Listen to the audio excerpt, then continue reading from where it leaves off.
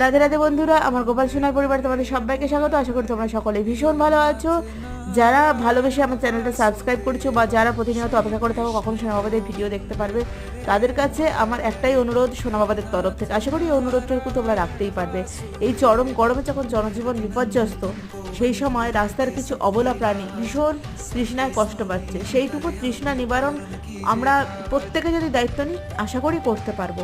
প্রত্যেকের বাড়ির উঠোনের সামনে বা গেটের সামনে আমরা যদি একটা পাত্রে জল রেখে দিই, সেই অবলা জীবগুলো নিজেদের তৃষ্ণা নিবারণ করতে পারবে। বা বাড়ির ছাদে যদি আমরা একটা পাত্রে একটু জল রাখি, তাহলে পাখিরাও তাদের তৃষ্ণা নিবারণ করতে পারবে। এদের সেবার মাধ্যমেই তো ভগবানের সেবা হয়ে যায়। আমরা নাহলে সেই রকমভাবেই সেবা করব।